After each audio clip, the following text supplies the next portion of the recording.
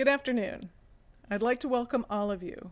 My name is Sarah Duke, and I am a curator of popular and applied graphic art in the Prints and Photographs Division of the Library of Congress. Today's program is sponsored by the Prints and Photographs Division, which has hosted the Swann Fellowship for 25 years.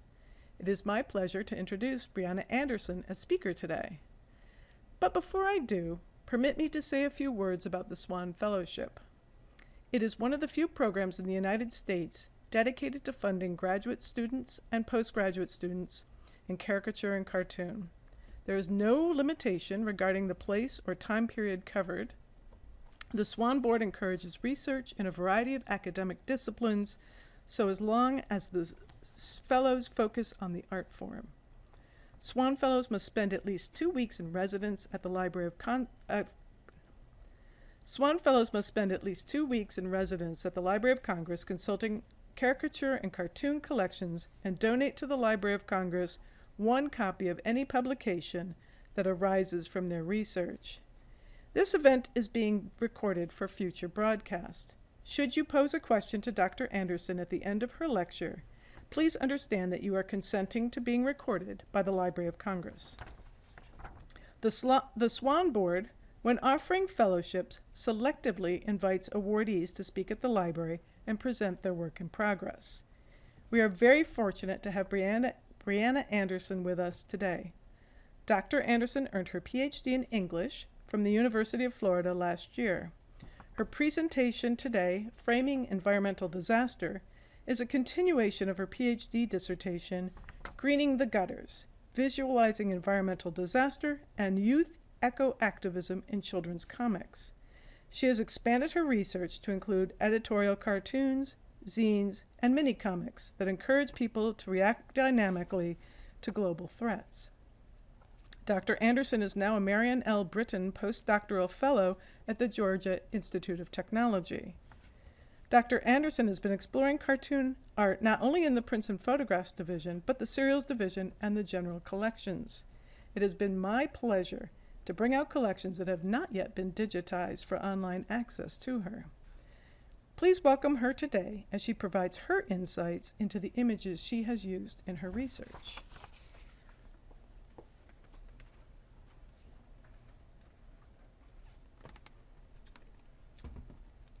All right, thank you, Sarah, for that introduction, and thank you, everyone, for having me today.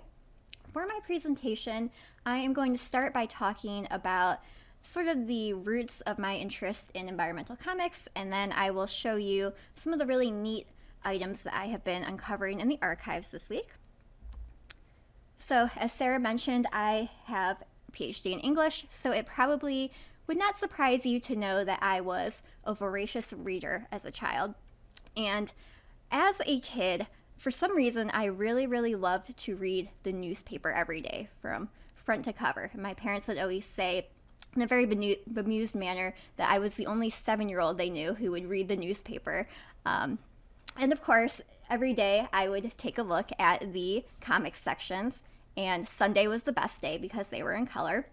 And 2 of the comics that I really loved reading were the Calvin and Hobbes cartoon strip. And as you can see here, Calvin and Hobbes has always been very progressive on environmental issues. This is a strip from 1987 where he is talking to his mother about the greenhouse effect, and he says in the 3rd panel, nice planet you're leaving me. And one of the other cartoon strips that I really loved was the Mark Trail cartoon, which depicted this very rugged outdoorsman who would travel across America and the world and educate the reader about environmental issues and different animals.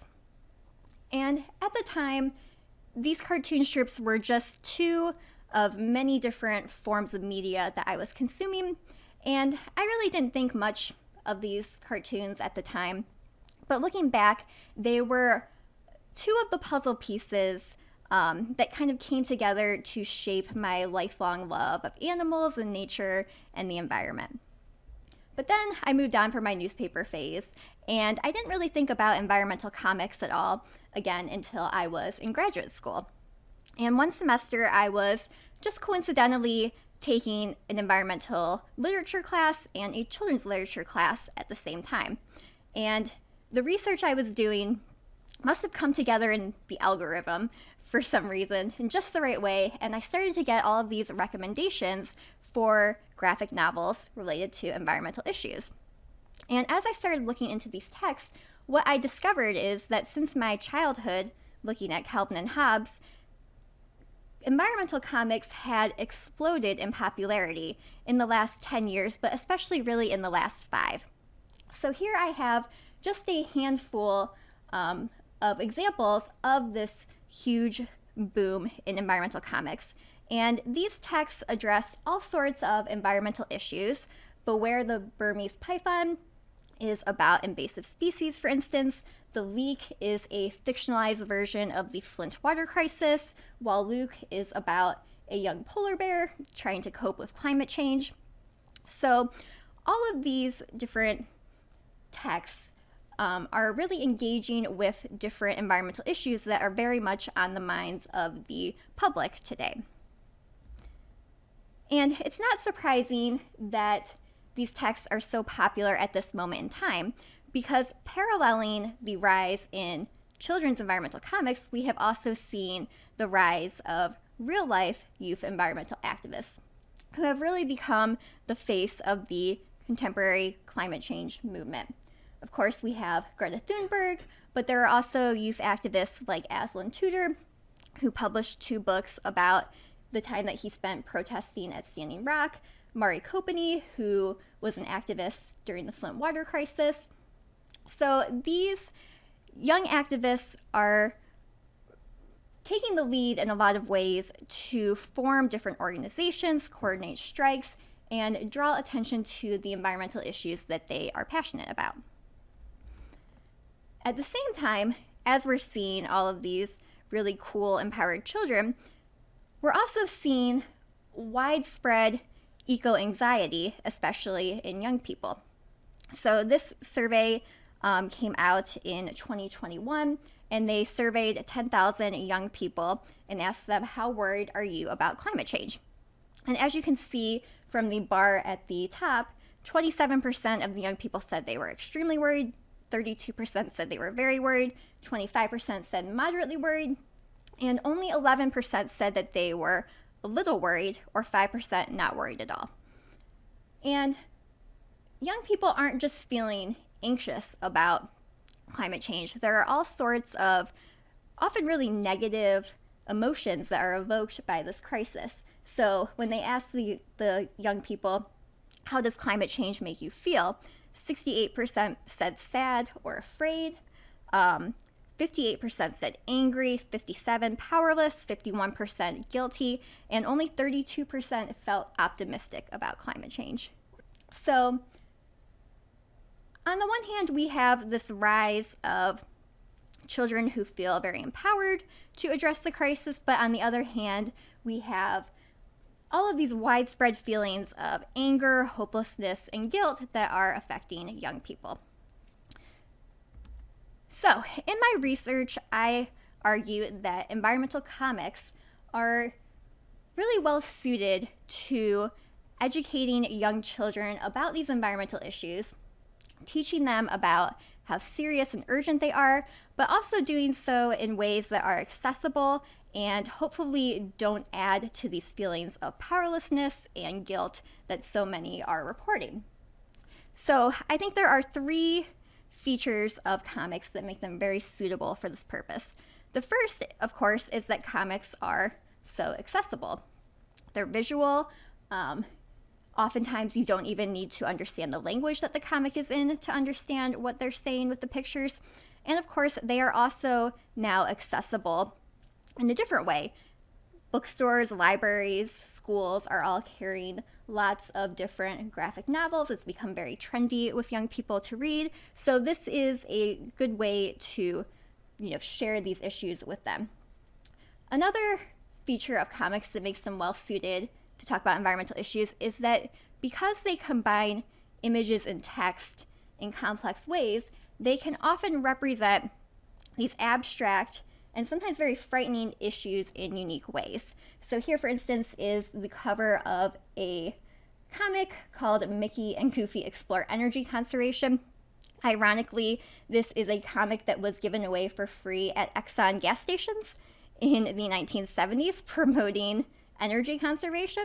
And as you can see from the cover, because they are using both the images and the text together, they're able to represent a very complex idea, which is the relationship between energy and supply and demand, in a very easy to understand way that children could get, right?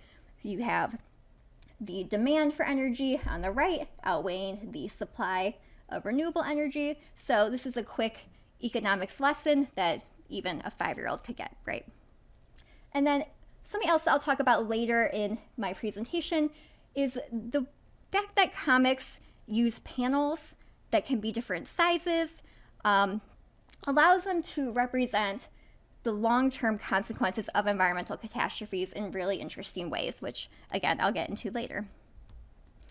So, for my presentation today, I've kind of tried to narrow down everything I've been looking at for the past week and a half, and I'm going to talk to you about 2 different trends that I have observed looking through the archives here.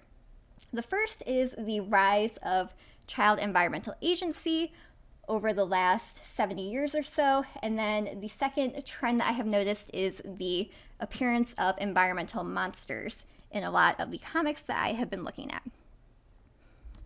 So to start with, I am going to look at how youth empowerment or disempowerment has sort of evolved over time in the comics I've seen.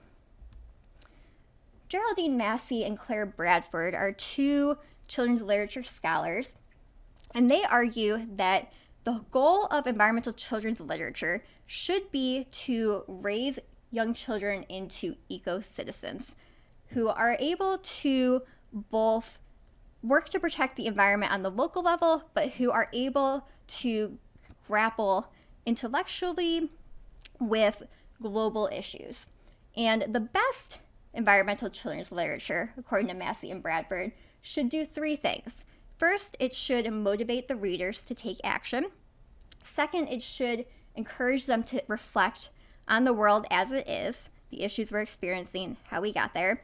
And then the third is that these texts should maybe also kind of scare us a little bit and make us think about what might happen in the future if environmental degradation continues without change. Looking at the texts that I've seen in the last few weeks, there are a lot of environmental comics out there that address environmental themes, but not all of these comics promote eco-citizenship in the way that Massey and Bradford are promoting. For instance, here is a comic that was published in 1959 by the Soil Conservation Society of America. It's a Dennis the Menace comic. And in this comic, we have Dennis's father who decides that he is going to educate Dennis about the importance of saving the soil. So he teaches Dennis all of these different facts about soil. And then at the end of the comic, Dennis says, "I finally get it. I understand the importance."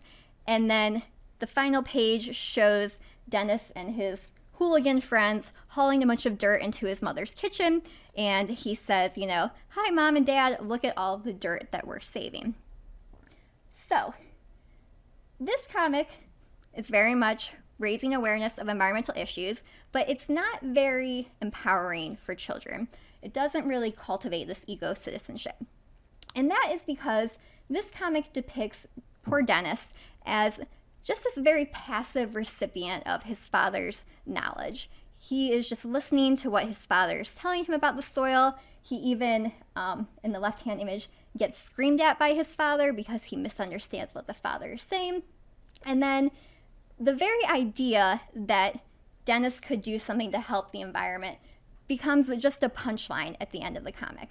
So in this comic, the idea of children participating in advocacy is just a joke that adds to the Dennis the Menace canon. Other comics and cartoons also tend to depict children as these very passive victims of adult actions. So here, for instance, is a 1972 cartoon by Herbert Black, and he created this comic in response to an incident in Washington, D.C. in July of 1972, where there was a heat wave and smog blanketed the city, and it said that people couldn't even see the top of the Washington Monument because the smog was so dense at the time. So in response to that, Herb Black creates this cartoon, and at the top it says, "Deep breathing now, that's it. Out goes the bad air, in comes the bad air." And we see this teacher telling the students, to breathe deeply and inhale all of the smog. So in this image, what we have is an adult authority figure kind of inflicting this environmental harm on the young children, who are these very passive recipients and victims.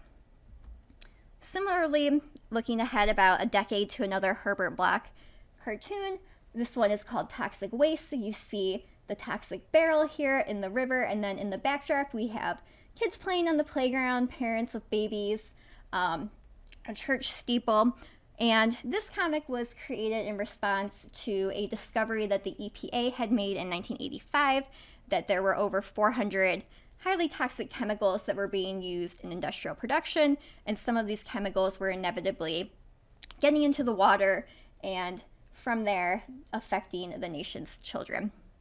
So once again, this comic depicts children as these silent victims. They don't speak at all in either of these strips, who have been exposed due to adults to all of these harmful environmental catastrophes.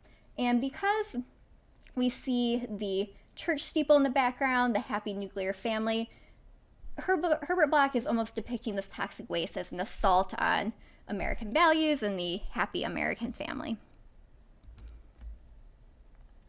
Skipping ahead to the 1990s, this is when we start to see kind of the first real hints of comics trying to explicitly empower children. So instead of depicting them as passive victims, powerless, Captain Planet depicts them as environmental heroes.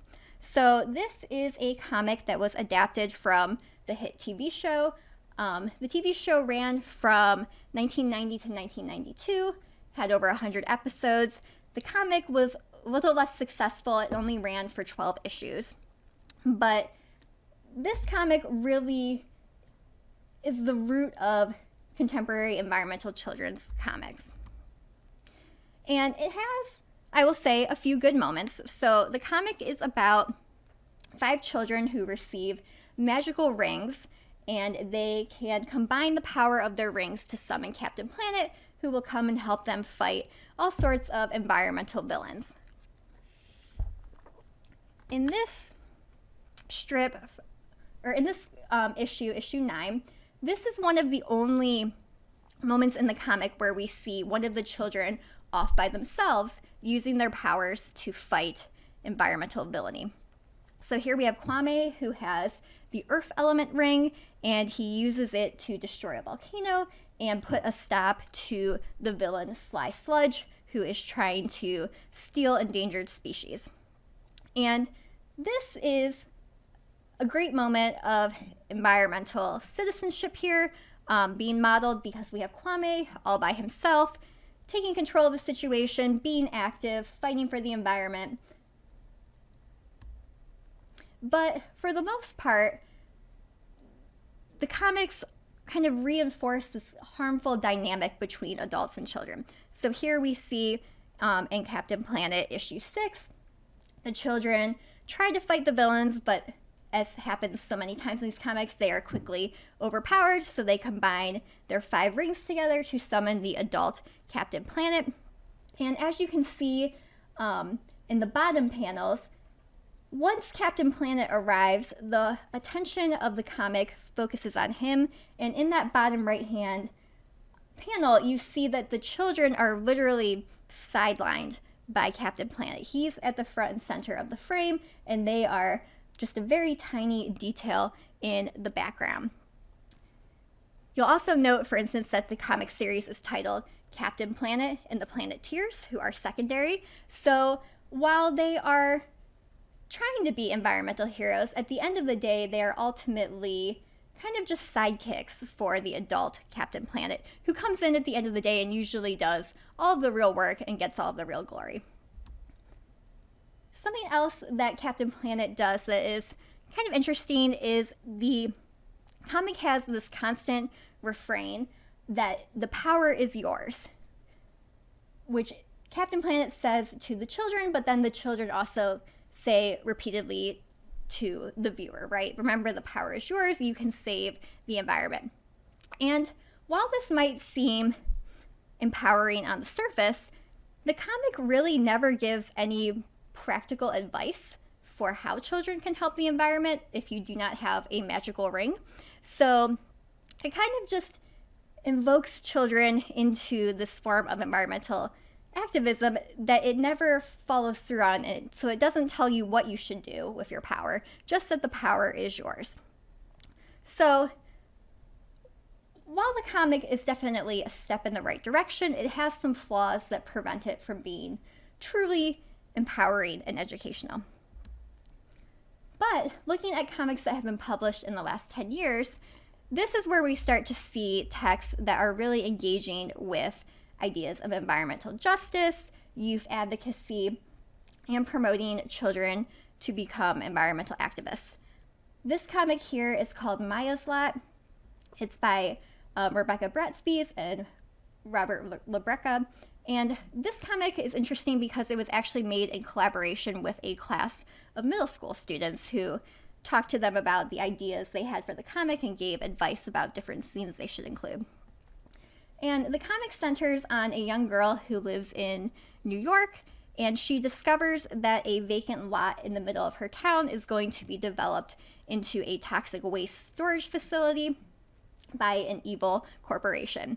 And she discovers that her neighborhood has been explicitly targeted because it is the home of a lot of poor, marginalized Black and Latinx people. So Maya decides to take action. She has this really fantastic dream sequence where she fantasizes about herself as Earth Girl, who is violently fighting back against the corporation who wants to destroy her home. And this moment was a scene that the children themselves explicitly told the cartoonist that they wanted to be added into the comic. They said that they thought all the emphasis on environmental justice was a bit boring unless you added lasers and guns to it. So the cartoonists obliged here. And I think that this scene is really telling because it kind of reflects a lot of the feelings of anger and frustration that real young people have and this desire to kind of fight back against corporations.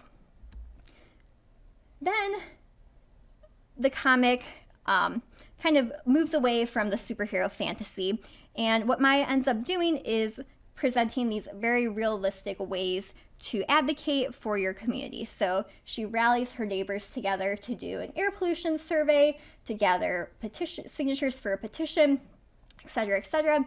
And the comic ends very triumphantly with her saving the vacant lot and helping to transform it into this vibrant neighborhood space. So Maya's Lot is a really good example of how comics can model youth eco-activism and provide practical solutions for very real issues that affect communities, and it also educates young people about issues like environmental injustice and the effect of that on marginalized communities. I'll show you one more example that I think is pretty funny, and that is the Michael Recycle comics. And this is about a young boy who is described as an environmentally conscious kid crusader who travels the world, and he solves all sorts of environmental issues. Here, for instance, he discovers a wildfire in Bolivia that has started because a landfill is being irresponsible, and he swoops in with his superpowers and he saves the adult woman, landfill Jill, who has accidentally started the fire, and rescues her. So This comic reverses the dynamic that we see in the Captain Planet comics, where it's always the adult coming in to save the day. Now it's Michael, who is the superhero, able to save grown-ups. And something else that I like about this comic is that Michael and his child friends come up with all sorts of different plans and devices that the adults can use to improve the environment. Here, for instance, he is proposing a plan to replant trees in Mexico to give monarch butterflies a home. So Maya's Lot and Michael Recycle reflect kind of this contemporary movement in environmental comics that are very much focused on showing kids as the heroes and promoting both a feeling of excitement about being able to protect the environment and also this sense of responsibility that children can make a real difference, and in fact that children must make a difference because adults have failed so repeatedly to solve environmental issues. So that's one trend that I have noticed in comics this week. The other topic that I want to talk to you about is the popularity of environmental monsters in children's comics and what they can teach us about the environment. Monsters are very powerful creatures, culturally and socially, right? According to Jeffrey Jerome Cohen, the monster's body quite literally incorporates fear, desire, anxiety, and fantasies, giving them life and an uncanny independence. The monster body is pure culture.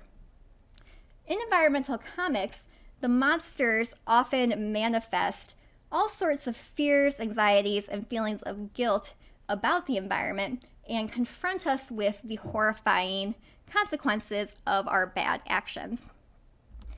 And the monster comics are very interesting because they show how comics are uniquely suited to address two representational challenges that we have when we talk about environmental issues. The first is the fact that most environmental issues inflict what Rob Nixon calls slow violence on the environment. So these are things that happen out of sight, very gradually, in locations that we're usually not looking at. Things like, for instance, you discard a plastic bottle, and then 10 years from now, your plastic bottle ends up in the stomach of a lace-on albatross, for instance. This is not the kind of environmental violence that captures news headlines. It's not as spectacular as a wildfire or an earthquake, so we often don't really think about the slow violence of climate change, of pollution, until we are, for instance, confronted by it by a photograph or a comic. The other phenomenon that makes environmental issues so difficult to talk about is the fact that things like climate change and pollution are so vast in scope.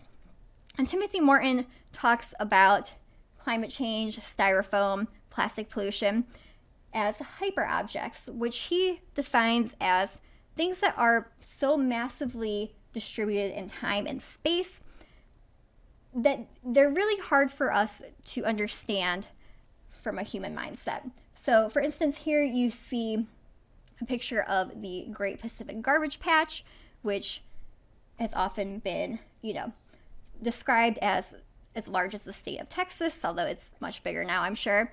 So we look at pictures like this of all of this vast pollution sitting in the ocean, and we feel horrified, right? But what we often don't realize is that the Great Pacific Garbage Patch is only a fraction of this, right? And that most of the garbage patch is actually this vast toxic soup of nanoplastics that have broken down in the water. So you look at the picture of the Great Pacific Garbage Patch and you feel disgusted and horrified, but really you're only looking at such a tiny fraction of the pollution that it is really hard to understand what's happening. So comics, I think, are a really effective way to address these issues. Here is a comic called What a Waste, and this was published in Samoa, and it educates children about the consequences of pollution, littering. And to do so, it shows us this character called the environmental destroyer, which is this vast monster that towers over the trampled island below. And the monster's body, of course, is made up of all of these bottles, pieces of paper, plastic, and the monster really manifests here all of these feelings of anxiety and guilt that we feel about pollution, and this fear that the waste that we have discarded will kind of come back to haunt us and destroy us at the end of the day.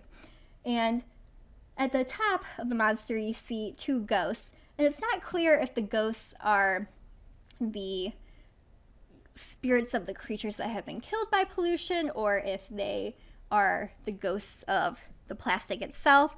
But either way, the ghosts and the monster together remind us that the plastics that we discard have a sort of afterlife after we have thrown them away and forgotten about them, and they can go on to continue to inflict harm when they are out of sight and out of mind.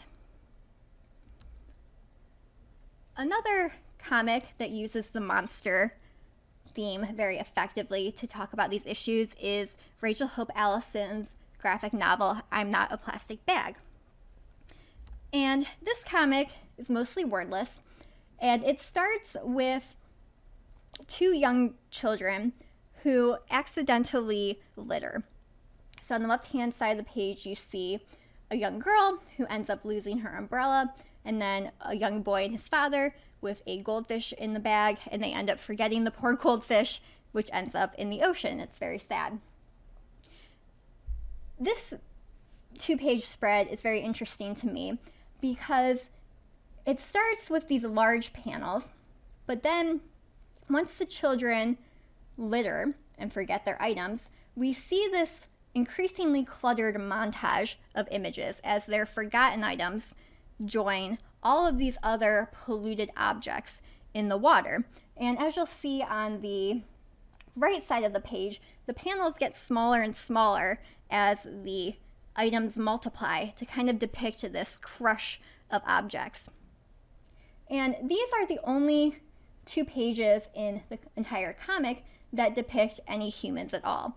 So these pages are interesting because they contrast these very fleeting human moments. Oh, I forgot my umbrella. Oh, I forgot my fish, that are immediately forgotten by the children.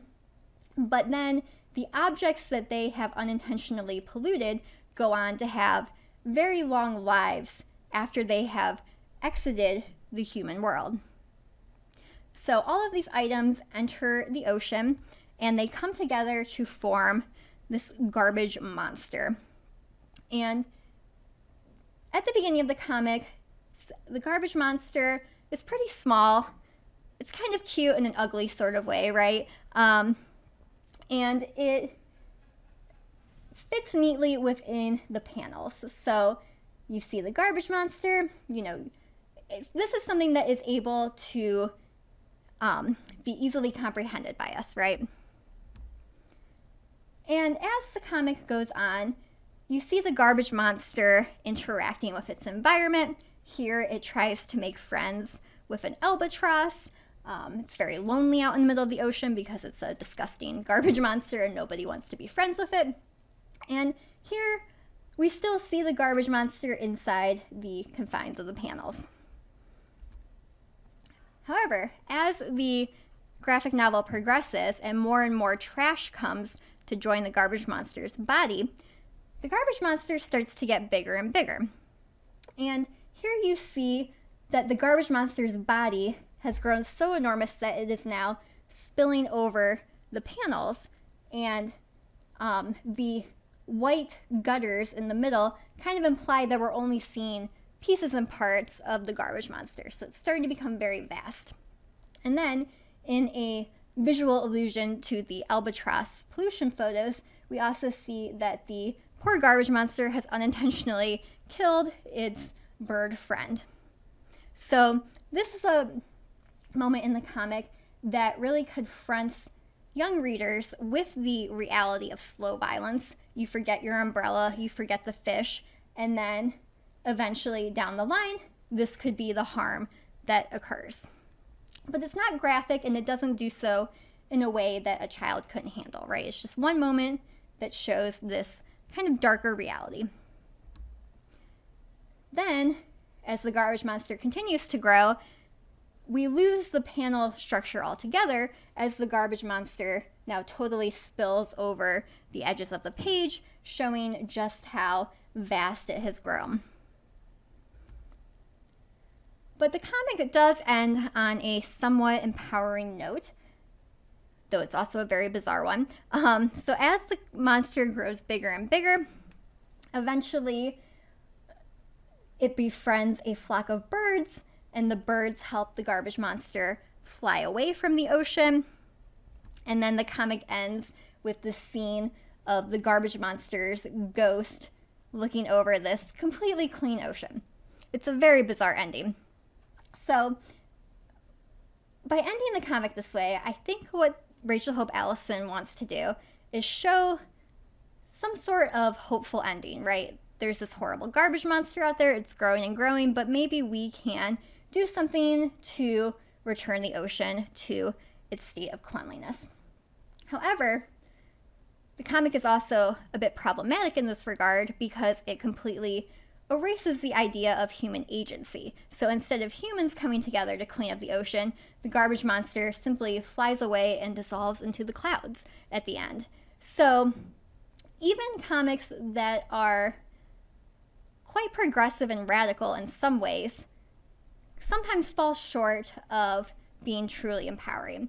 So all of these conflicting messages really show both how far environmental comics have come, but also how far they sort of have to go to truly empower children. So I'll just wrap up here with a couple of points. Comics, I think, are really powerful educational tools for us to think about climate change and pollution and all of these very serious issues. Texts like Calvin and Hobbes nurture compassion and a sense of wonder for the natural world. They encourage people to care about animals, the environment, in really productive ways. And the best children's environmental comics model empowered youth eco-activism. So texts like Maya's Lot, Michael Recycle, that show kids making a difference are the most effective in my opinion. And then comics are also very useful because they can confront readers with this slow violence that we often don't talk about and hopefully inspire some sort of urgency in the reader. So you read the comic, you feel, attached to the environment, and then you feel very motivated to take action. But at the end of the day, as much as I love comics, these comics need to be part of a larger tapestry of environmental education, I think. So as much as I love comics, I don't think that Michael Recycle will save the world. I don't think that reading Calvin and Hobbes once will turn everyone into a committed eco-warrior. But these texts are really important because they're part of a much larger discourse that children are encountering as they go through school, as they see different media. So in that way, I think comics are really important and can serve as an important entry point for children to learn about these issues. So I'll wrap up here, but thank you for your attention.